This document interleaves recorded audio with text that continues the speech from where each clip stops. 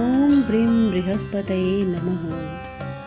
प्रथम गिरा गणपति सुमिरी, गौरीपति अभिराम, पवन तनय रघुवंश मणि, मनमोहन घनश्याम। गुरु बृहस्पति की कथा, जन जन बन दातार, राम लग्न भाषा रचियो, जनमन गण सुखसार। बृहस्पतिवार के व्रत की महिमा। बृहस्पतिवार व्रत करने से मनुष्य की सब मनोकामना पूर्ण होती है। इसके व्रत करने से देव गुरु महाराज बृहस्पति प्रसन्न होकर व्रतकर्ता को विद्या, बुद्धि, धन, धान्य और पुत्र पौत्र आदि से संपन्न कर उसके सब मनोरथों को पूर्ण करते हैं। इसमें कुछ संदेह नहीं है। गुरु बृहस्पति देवताओं के भी देवता और महान शक्तिशाली हैं। जो लोग बृहस्पतिवार का व्रत करते हैं उनका परिवार सर्वदा सुखी रहता है और उनके घर में सर्वदा शांति बनी रहती है। अतएव यह व्रत सब व्रतों में उत्तम और बहुत ही फलदायक है। स्त्री हो या पुरुष, सभी के लिए ये व्रत सुखदायक और हितकारी है, क्योंकि इसके स्वामी देवताओं के गुरु बृहस्पति हैं। जिन लोगों ने बृहस्पतिवार का व्रत किया उनके सब मनोरथ पूर्ण हुए। आइए जानते हैं बृहस्पतिवार व्रत की विधि। जो स्त्री पुरुष बृहस्पतिवार का व्रत करे उन्हें बृहस्पतिवार के दिन सिर नहीं धोना चाहिए, अर्थात सिर में मिट्टी तथा साबुन आदि का न लगाना और न सिर मलना चाहिए। बृहस्पतिवार के व्रती को दिन में एक ही समय का आहार करना योग्य है। व्रत करने वाले को विष्णु भगवान की पूजा करनी चाहिए तथा जहाँ कहीं भी बृहस्पति जी की मूर्ति स्थापित हो वहाँ जाकर उनकी मूर्ति का पूजन करे, और जहाँ न हो वहाँ इनके नियमानुसार तो सर्वत्र पूजा करने योग्य है।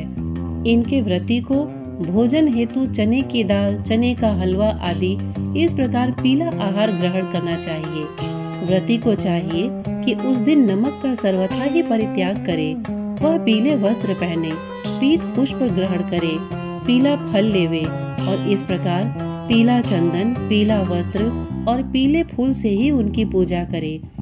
हाथ में चने की दाल, गुड़ और पीला फूल लेकर बड़े प्रेम से बृहस्पति की इस कथा को पीले वस्त्र में चने की दाल, बतासा और धातुओं में सोना अथवा पीतल लेकर बृहस्पति भगवान को अर्पण कर पूजा करे। उसके पश्चात कथा सुने। यही बृहस्पति भगवान की पूजा की विधि कही गई है। बृहस्पति भगवान की प्रसन्नता के लिए बृहस्पतिवार के दिन व्रत करके श्री विष्णु भगवान की पूजा करें, और यदि ऐसा अवसर उपलब्ध न हो तो केले के वृक्ष में जल डाले। बृहस्पति जी की कथा सुनने और पूजन करने में व्रत करने वाले को मन, वचन और कर्म से सर्वथा ही शुद्ध रहना चाहिए, और जब तक कथा सुने वहाँ से उठे नहीं और न बोले, अर्थात मौन भाव से सुने। इस प्रकार बृहस्पति जी से उनमें विश्वास और हित कामना की भावना रखे।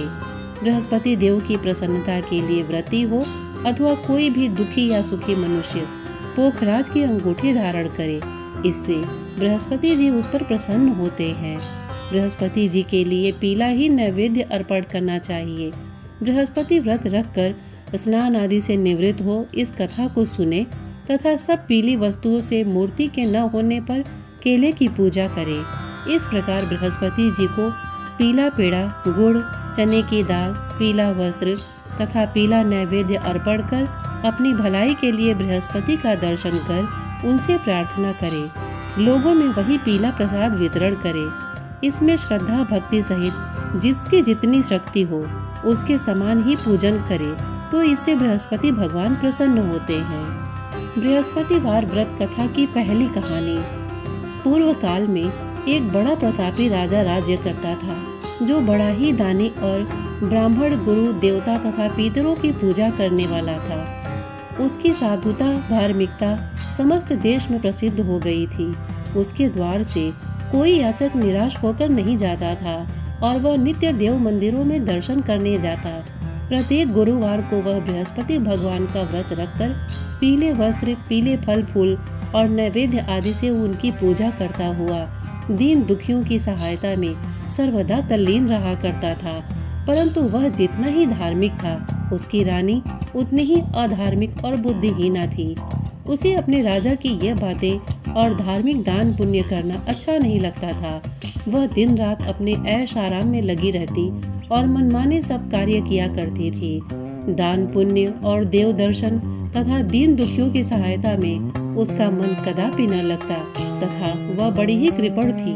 वह धर्म कार्य से राजा को मना करती और कहती कि आप यह सब क्यों करते हैं, किंतु वह धार्मिक राजा नियम पूर्वक अपने सब कार्य किया करता था। इसका यह नतीजा था कि राजा की धर्मशीलता से उस रानी का भी कोई अनिष्ट नहीं होता था और सारी प्रजा सुख से अपने अपने घरों में निवास करती थी।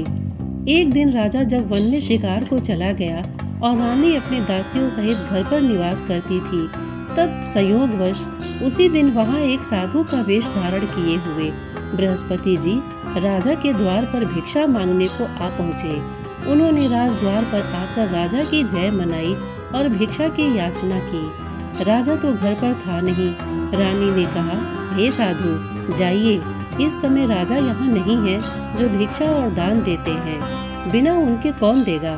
साधु महाराज ने कहा, रानी जी, आप तो विद्यमान ही हैं, मुझ भिक्षु को कुछ भिक्षा देने में आप भी समर्थ हैं। रानी ने कहा, महाराज, मैं इस तरह के झंझटों में नहीं पड़ना चाहती। इस दान पुण्य से तो मैं बहुत घबरा गई हूँ। व्यर्थ एक पवारा खड़ा रहता है, फिर मुझे गृह के कामों से ही अवकाश नहीं मिलता। यह सब काम राजा साहब ही करते हैं, उन्हीं के लिए योग्य है। परंतु मैं समझती हूँ कि इस धनी रहने से तो निर्धन रहना ही अच्छा है, क्योंकि यह सब बहुत सा बखेड़ा तो नहीं करना होगा। क्या आप कोई ऐसा उपाय जानते हैं जिससे यह धन न रहे और मुझे शांति और चैन मिले? यदि आप जानते हो तो बतलावे। बृहस्पति भगवान ही तो वहाँ साधु बनकर आए थे। उन्होंने कहा, यह तुम क्या कह रही हो? भला संसार में ऐसा भी कोई होगा जिसे संतति और धन न प्यारा हो? भला इससे भी कोई दुखी होता है? हे देवी, इन दो बातों की तो सभी को चाह रहती है, चाहे कोई धर्मात्मा हो या अधर्मी, सभी धन की इच्छा करते हैं। इस धन की महिमा को तो मैं क्या कहूँ। ऋषि, धर्मात्मा और अधार्मिक सभी को धन की सब प्रकार से आवश्यकता पड़ती है। यदि तुमको भगवान ने धन अधिक दिया है तो उसका सदुपयोग करो। महात्मा कबीर ने कहा है, भूखे को भोजन, नंगे को चीर और प्यासे को नीर, इतना बांटे सत्य कबीर। तुम्हारे पास धन है तो भूखे मनुष्यों को भोजन कराओ, पौसरे बैठाओ, जिनके वस्त्र न हो उन्हें वस्त्र दो। इस प्रकार अन्न, वस्त्र और जल का दान करो। धर्मशाला बनवाओ, ताल, तलैया, कुआं और बाग बगीचे बनवाओ। आम, आंवला आदि के वृक्षों को लगवाओ और यज्ञ करो। साधु ब्राह्मणों को भोजन खिलाओ। जिनके पास धन नहीं हो उनकी सहायता करो। उनकी कुंवारी कन्याओं का विवाह कराओ। इस प्रकार कितने ही यहाँ दया आदि धर्म के कार्य हैं जिन्हें तुम कर सकती हो। यह क्या कहना है कि सब धन नष्ट हो जावे और मैं चैन की सांस लूं। मैं तो सर्वप्रथम आपको यही कहूँगा कि आप इस प्रकार के कर्मों से अपने कुल और नाम को उज्जवल कर लो। इस मनुष्य जन्म को सार्थक कर लो। मनुष्य के अच्छे कर्म ही उसके लोक परलोक में सहायक होते हैं और अंत में जब शरीर त्याग करता है तब स्वर्ग हो जाता है। वहाँ उसे नाना प्रकार के सुखों की प्राप्ति होती है। परंतु साधु महात्मा की इस बात का उस रानी पर कोई प्रभाव न पड़ा।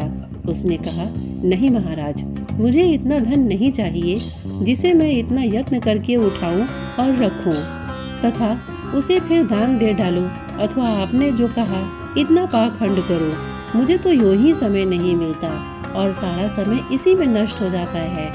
महात्मा ने फिर कहा, हे देवी, बड़े दुख की बात है जो तुम अपना ऐसा विचार प्रकट करती हो। अच्छा, यदि तुम्हारी यही इच्छा है तो सुनो। अब मैं तुम्हें जैसी युक्ति बतलाता हूँ वैसा ही करो, इससे तुम्हारी यह इच्छा पूर्ण हो जाएगी। बृहस्पतिवार के दिन तुम अपने सब घर को लिपवा दिया करो। स्नान करने के पहले अपने सिर के बालों को अच्छी तरह धोकर तब स्नान किया करो। तुम्हारा राजा बृहस्पतिवार के दिन बाल बनवाया करे और भोजन में मांस मदिरा का सेवन किया करे तथा धोबी को बुलाकर वस्त्रों को धुलने के लिए दिया करो। 7 बृहस्पतिवार को यदि तुम ऐसा कर सकोगी तो तुम्हारा यह धन नष्ट हो जाएगा, इसमें कुछ संशय नहीं है।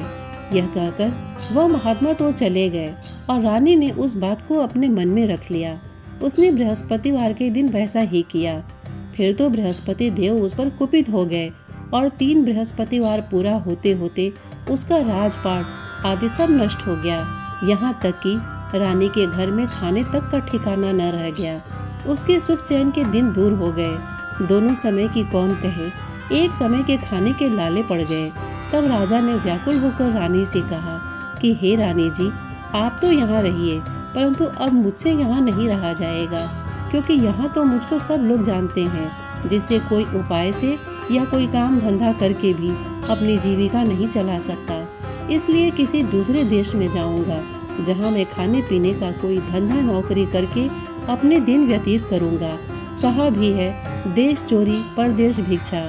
शास्त्र में कहा है कि दूर चले जाने पर मनुष्य का दुर्दिन दूर हो जाता है। यह कहकर राजा ने घर छोड़ दिया और दूर परदेश में चले गए। परंतु वहां से भी कुछ अच्छी बुद्धि न प्राप्त हुई तो वन में जाकर वह लकड़ियां काटकर शहर में लाकर बेचते और उससे जो कुछ मिल जाता उसी को ले वह किसी तरह अपना पेट पालन कर लेते। इधर रानी भी अपने घर पड़े पड़े उपवास करती, कपड़े लत्ते से फटे हाल पड़ी रहती। किसी दिन इधर उधर से कुछ पा जाती तो खा लेती और नहीं तो केवल पानी पीकर सो रहती और मारे भूख के करवट बदल बदल कर रात काट लेती। इस प्रकार उसकी यह दशा हो गई कि कई दिन तक उसे खाने को कुछ नहीं मिला और मारे भूख के दम घुटने लगा। तब उसने अपनी एक दासी को बुलाकर कहा, तुम हमारी पुरानी दासी हो, इस समय तुम हमारी इतनी सहायता करो कि हमारी बहन के यहाँ जाकर उससे हमारा दुख कहकर हमारे लिए सहायता में कुछ अन्न मांग लाओ। हमारी बहन नेक और धनवान है, वह अवश्य ही हमारी सहायता करेगी। यदि वह कुछ सहायता कर देती तो हमारे कुछ दिन खाने को हो जाता, और नहीं तो 10-5 सेर बेझड़ ही मांग लाना। दासी उसकी बहन के घर गई। जिस समय वह दासी उसकी बहन के पास पहुंची, उसी समय वह बृहस्पति का व्रत किए कथा सुनने को बैठी थी। उसने उसी समय कहा कि हे रानी, मैं आपकी बहन के पास से आई हूँ। आपकी बहन इस समय बड़े कष्ट में है, आप उनकी कुछ सहायता करें, और नहीं तो 10-5 सेर बेझड़ ही उनके लिए दे देवे तो कुछ दिन कट जाएंगे। दासी ने कई बार कहा, परंतु रानी ने ध्यान नहीं दिया और ना कुछ बोली, क्योंकि वह मौन भाव से एकाग्रचित हो बृहस्पति भगवान की कथा सुनने में लीन थी। जब रानी कुछ न बोली तो वह मन में उदास हो अपने घर को लौट उस रानी के पास चली आई जिसने उसे भेजा था, और आकर रानी से कहा कि आपकी बहन तो बड़ी घमंडी है, वह सहायता और बेझड़ क्या देती, उसने तो मुँह से एक बात भी न की। उसे सुन रानी ने कहा, यह उसका दोष नहीं है, यह सब अपने बुरे दिन की बात है। जब बुरे दिन आते हैं तब तृण भी पहाड़ बन जाता है और मित्र भी शत्रु हो जाते हैं, तथा कोई भी उस दुखी का साथ नहीं देता। इधर तो यह बात हुई। उधर जब वह रानी बृहस्पति जी की कथा सुनकर उठी तो उसे ख्याल हुआ कि मेरी बहन की दासी आई थी और व्रत की कथा सुनने में मैंने उसे कुछ बात भी नहीं की। इस बात को विचार कर वह किंचित शांत रही और जानकर भाव भक्ति से पूर्ण सप्रेम विष्णु का पूजन किया। उसने भगवान की पूजा की। विसर्जन कर वह सीधे अपनी बहन के घर गई और कहा कि हे बहन, तुम्हारी दासी मेरे पास गई थी, परंतु मैं बृहस्पतिवार का व्रत किए बैठी थी और मौन भाव से कथा सुन रही थी। उस कथा में जब तक कथा पूरी न हो जाए बोला नहीं जाता और न वहाँ से उठा ही जाता है।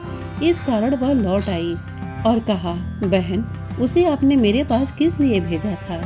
रानी बोली, बहन, मेरे पास अन्न नहीं था। तुम तो जानती हो कि इधर हमारे घर की दशा बड़ी शोचनीय हो गई है, इसलिए मैंने दासी को तुम्हारे पास 5 सेर बेझड़ लेने के लिए भेजा था, परंतु वह खाली हाथ लौट आई। मैंने सोचा कि तुम किसी काम में फंसी होगी, जिससे दासी को यूं ही लौटा दिया होगा।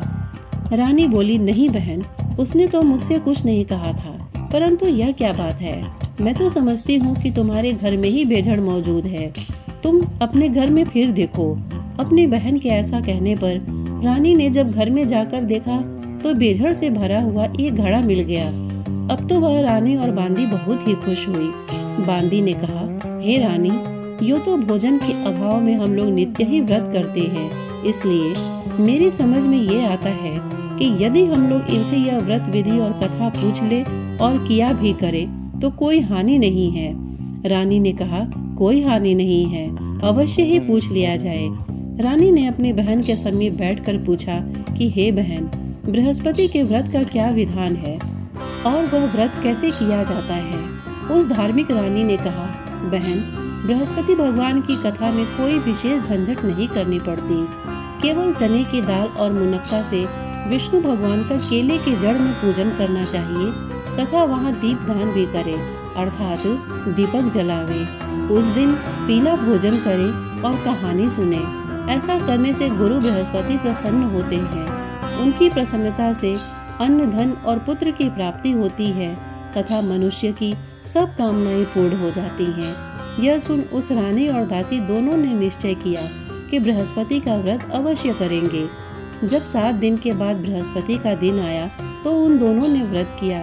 तब चना और गुड़ कहाँ मिले, इसके लिए उन्होंने घुड़साल में प्रवेश किया और वहां से जाकर चना और गुड़ बीन कर ले आई और उस चने की दाल बीन कर गुड़ सहित जाकर केले की जड़ में विष्णु भगवान की पूजा की।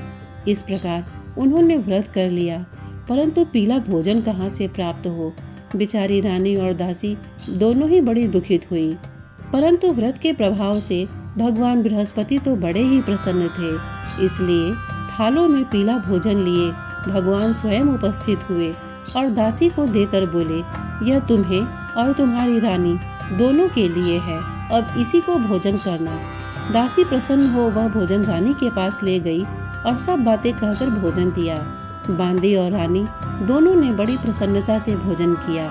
फिर तो वह हर बृहस्पतिवार को व्रत रखती और देवगुरु बृहस्पति के लिए भगवान विष्णु की पूजा करती। इस पूजा से वह फिर रानी हो गई। उसके घर में ज्यों के त्यों सारी संपदा भर गई और दासी भी बड़ी धनवान हो गई। परंतु ब्रह्मा के लेख और कर्म की रेखा को मिटाना बड़ा कठिन होता है। रानी फिर आलसी हो गई। तब दासी ने कहा, देखो रानी, तुम पहले भी इसी प्रकार आलस्य करती थी, जिससे सब कुछ नष्ट हो गया। बहुत परिश्रम के बाद तुम्हारे ये सुदिन लौटे हैं। अब फिर वही आलस्य न करो। दीन जनों को दान देकर सब पुण्य कर्म करो। भूखों को भोजन और प्यासों को पानी दो। पौसरे बिठाओ। ब्राह्मणों को दान, मान, सम्मान और भोजन दो। रानी ने फिर खूब सुकर्म किया और उसका यश फैल गया। वह अपने पति राजा के लिए चिंता में पड़ी कि राजा कैसे होंगे। उसने गुरु बृहस्पति से राजा के मिलने की प्रार्थना की। भगवान ने रात्रि में राजा को स्वप्न दिया। राजा प्रातः काल होते ही अपने देश को चला। मार्ग में उसकी बृहस्पति से भेंट हो गई। उन्होंने राजा से अपना व्रत करने को कहा। व्रत में चने की दाल, गुड़ और केले के वृक्ष में भगवान विष्णु की पूजा करने को कहा। राजा ने कहा, मैं तो लकड़हारे का काम करता हूँ, इतना पैसा कहाँ पाऊंगा जो यह सब विधि विधान से करूँगा।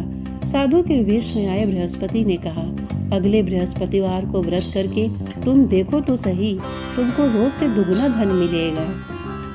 एक और कहानी। पूर्व काल में एक बड़ा ही गरीब ब्राह्मण था। उसको कोई संतान न थी, कारण कि उसकी स्त्री बड़ी मलिन स्वभाव की थी। प्रातः सोकर उठते ही वह सर्वप्रथम भोजन करती, फिर दूसरा कार्य करती। यह देखकर वह ब्राह्मण बड़ा दुखी रहता। कुछ समय बाद उसकी स्त्री को एक कन्या उत्पन्न हुई। वह कन्या एक कन्या रत्न थी। वह कन्या ज्यों-ज्यों बड़ी हुई, उसका स्वभाव निखरता गया। नित्य प्रातः उठते ही नित्य कर्म, स्नान आदि करती और भगवान विष्णु की पूजा के साथ प्रति बृहस्पतिवार को गुरु बृहस्पति का व्रत भी किया करती थी। जब वह विद्यालय में पढ़ने जाती तो अपने हाथ में एक मुट्ठी जौ भर के ले जाती और मार्ग में डाल देती। उसके सब जौ सोने के हो जाते और जब वह पढ़कर लौटती तो उन्हें बीन कर अपने घर ले आती थी। एक दिन वह बालिका जौओं को सूप में रखकर फटकने लगी। तब उसकी माँ ने कहा, बेटी, सोने के जौओं को फटकने के लिए सोने का सूप भी होना चाहिए। उसके दूसरे बृहस्पति का दिन पड़ता था। उसने नित्य की भांति गुरु बृहस्पति का व्रत किया और एक मुट्ठी जौ ले जाकर मार्ग में छींट दिया तथा कहा कि हे गुरु, यदि मैं सच्चे मन से आपका व्रत करती हूँ तो उसके प्रताप से आप एक सोने का सूप भी दे दीजिए। जब वह कन्या पाठशाला से लौटकर जौ बिटोरने लगी तो गुरु बृहस्पति की कृपा से उस दिन उसे सोने का सूप भी मिल गया। दूसरे दिन जब वह कन्या सोने के सूप में उन सोने के जवों को फटक रही थी, तो उस शहर का राजकुमार उधर से आ निकला। वह उस कन्या को देख और उसके रूप, शील एवं गुणों को देखकर उस पर मोहित हो गया और अपने घर पर आकर बीमारी का बहाना करके लेट गया। जब यह समाचार उसके पिता को मिला, तब रानी ने आकर उससे उसकी बीमारी का कारण पूछा, तो राजकुमार ने बताया कि मुझे कोई रोग या कष्ट नहीं है, मैं केवल यही चाहता हूँ कि जो राजकन्या सोने के जवों को सोने के सूप में फटक रही थी, उससे मेरा विवाह हो जाए। राजा ने राजकुमार को समझा बुझाकर शांत किया और कहा कि मैं पता लगाकर उसी कन्या से तुम्हारा विवाह कर दूंगा। राजकुमार ने कन्या के घर का पता बतलाया। राजा का मंत्री उस ब्राह्मण के पास गया और सब समाचार कहा। ब्राह्मण ने सविधि अपनी कन्या राजकुमार को दे दी। कन्या के जाते ही ब्राह्मण पूर्ववत दरिद्र हो गया। अन्न वस्त्र से दुखी उसका एक एक दिन मुश्किल से व्यतीत होने लगा। एक दिन वह दुखी पिता अपनी कन्या से भेंट करने को गया। कन्या पिता की दीनता देखकर बोली कि पिताजी, आप मेरी माताजी को यहाँ लिवा लाइए, मैं उनको वह युक्ति बतलाऊंगी जिससे आपकी गरीबी सर्वदा के लिए दूर हो जाएगी। ब्राह्मण घर गया और अपनी पत्नी को कन्या के घर लिवा आया। कन्या ने अपनी माता को समझाते हुए कहा कि माताजी, आप नित्य प्रातः उठकर नित्य क्रिया से निवृत्त होकर स्नान आदि करके भगवान विष्णु की पूजा किया करें, तो आपके घर की सारी दरिद्रता दूर हो जाएगी। परंतु उसने ध्यान नहीं दिया और पहले के भांति उठकर बच्चों का जूठन खा लेती थी। यह सब सुनकर पुत्री को बड़ा दुख हुआ, तो उसने जाकर अपनी माँ को काल कोठरी में बंद कर दिया और प्रातः निकालकर स्नान, पूजा पाठ आदि कराया।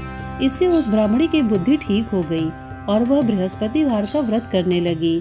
बृहस्पति भगवान के व्रत से वह ब्राह्मण धनवान और सुखी हो गया तथा मरने पर वे पति पत्नी स्वर्ग के सुख को प्राप्त हुए।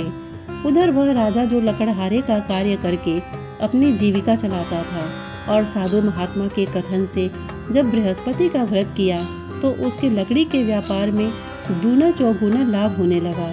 परंतु किसी एक दो बृहस्पतिवार का व्रत उसने नहीं किया तो गुरु बृहस्पति की नाराजगी से उसे बड़ा कष्ट हुआ।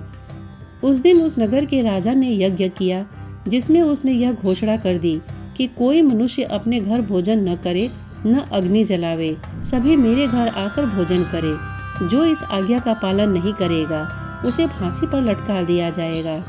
राजआज्ञा से सभी भोजन करने को गए। यही एक लकड़हारा कुछ देर से पहुंचा, इसलिए राजा उसे अपने साथ घर लिवा गए और जब भोजन करा रहे थे तो रानी की दृष्टि खूंटी पर पड़ी जिस पर नौलखा हार लटका हुआ था, वह न दिखा। रानी ने सोचा कि इसी मनुष्य ने हार चुरा लिया है। फिर उसी समय उसको जेल खाने में डाल दिया गया। जब राजा जेल खाने में गया तो विचार करने लगा कि यह तो न जाने मेरे किस जन्म का दुष्कर्म था जिससे मुझे यह दुख प्राप्त हुआ। उसी समय बृहस्पति जी साधु के वेश में उसके समक्ष आए और कहा कि तुमने बृहस्पति जी का व्रत नहीं किया, इसी से तुमको यह दुख प्राप्त हुआ है। खैर, अब कल ही बृहस्पतिवार है, इसी जेल खाने के फाटक पर तुमको पड़ा हुआ 4 पैसा मिलेगा, उसी से तुम व्रत कर लेना। और उधर राजा को स्वप्न दिया कि हे राजा, तुमने जिस व्यक्ति को जेल खाने में भेजा है वह सर्वथा निर्दोष है और वह राजा है, उसको छोड़ दो। रानी का हार उसी खूंटी पर है, यदि नहीं छोड़ोगे तो तुम्हारा राज्य नष्ट हो जाएगा। राजा ने स्वप्न देखकर सवेरे उठकर देखा तो हार खूंटी पर दिखाई दिया। उसे देखकर राजा ने प्रसन्न होकर लकड़हारे को बुलाकर क्षमा मांगी तथा उसे राजा के योग्य सुंदर वस्त्र आभूषण देकर विदा किया। राजा अपने नगर को चला गया। जब वहां पहुंचा तो क्या देखता है कि अब तो यहाँ सब सुख छाया हुआ है। चलते चलते वह घर पर आए। यहाँ रानी ने राजा के स्वागतार्थ पहले से ही बांदी को द्वार पर भेज दिया था। बांदी बड़े स्वागत से राजा को महल में लिवा ले गई। राजा ने क्रुद्ध होकर रानी से पूछा, यह धन वैभव तुमको किस प्रकार मिल गया? उसने कहा, यह सब गुरु बृहस्पति के व्रत करने की महिमा है। राजा ने कहा, बड़ी अच्छी बात है, अब मैं यह व्रत नियम पूर्वक करूंगा। और यहाँ तक कि सर्वदा राजा के दुपट्टे में चने की दाल बंधी रहती थी और दिन में 3 बार गुरु महाराज की कहानी कहा करता था। एक दिन वह राजा घोड़े पर सवार होकर अपनी बहन के घर उसे देखने चला। मार्ग में उसने देखा कि एक मुर्दे को लेकर कुछ लोग स्मशान को जा रहे हैं। राजा ने कहा, अरे भाइयों, जरा ठहर जाओ और बृहस्पति भगवान की कथा सुन लो। उसे सुन उन सबों को बहुत आश्चर्य हुआ, परंतु राजा ने कह सुनकर सबको रोक लिया और कहानी आरंभ की। जब कहानी आधी पहुंची तो मुर्दा हिलने लगा और कहानी ज्यों ही समाप्त हुई कि वह राम राम कह के उठ खड़ा हुआ। राजा वहां से आगे बढ़ा तो एक किसान जो हल जोत रहा था, राजा ने उसे कहानी सुनानी चाहिए तो उसने कहा, वाह, मैं अपना हल चलाऊं कि तुम्हारी कहानी सुनूं। राजा ज्यों ही आगे बढ़ा कि उसके हल के बैलों में से एक बैल पछाड़ खाकर गिर पड़ा और उसके पेट में भयंकर दर्द होने लगा।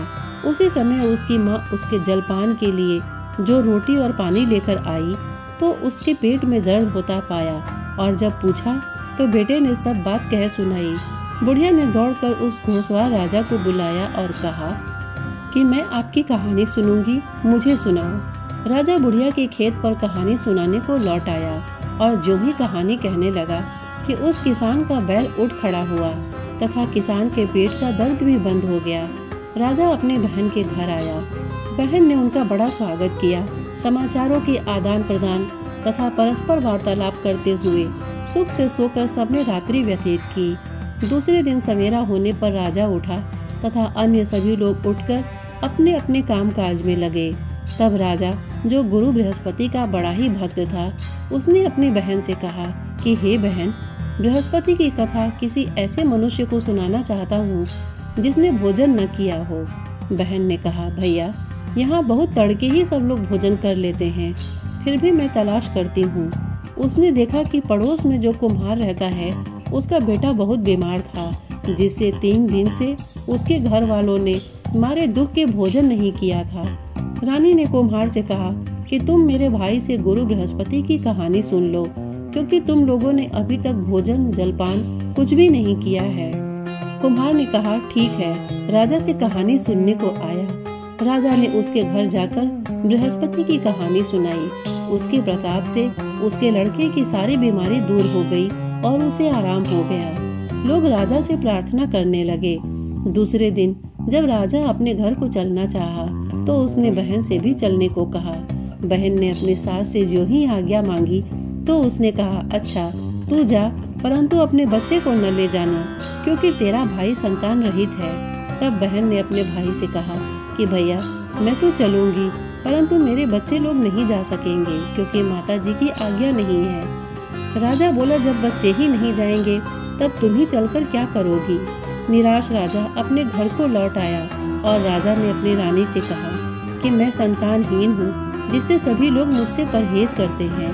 रानी ने कहा, घबराइए नहीं, बृहस्पति भगवान की कृपा से हमें भी संतान की प्राप्ति होगी। फिर तो उसी रात्रि में राजा को संतान प्राप्त होने के लिए स्वप्न हुआ।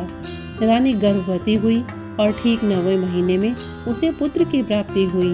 रानी की बहन भी आ गई और वे सब लोग जो उनके संतानहीन होने से घृणा करते थे, वे लज्जित हुए और घर आकर खान पान में सम्मिलित हो राजा रानी को बधाई देने लगे।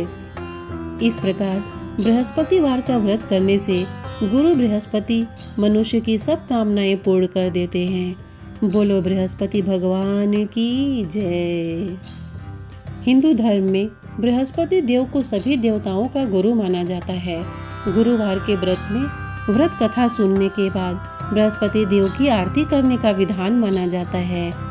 गुरु बृहस्पति देव की आरती। जय बृहस्पति देवा, ओम जय बृहस्पति देवा, छिन छिन भोग लगाऊं कदली फल मेवा।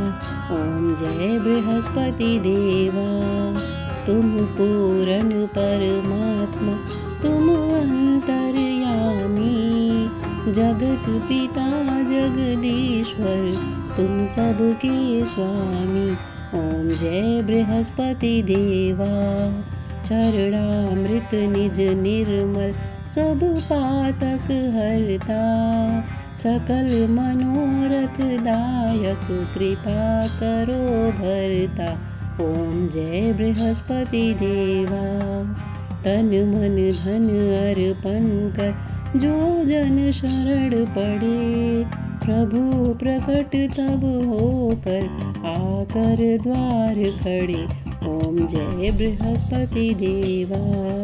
दीन दयाल दयानिधि भक्तन हितकारी, पाप दोष सब हरता भवबंधन हारी। ओम जय बृहस्पति देवा। सकल मनोरथ दायक सब संशय हारी, विषय विकार मिटाओ संतन सुखकारी। ओम जय बृहस्पति देवा। जो कोई आरती तेरी प्रेम सहित गावे, जेठानंद आनंद कर सो निश्चय पावे। ओम जय बृहस्पति देवा।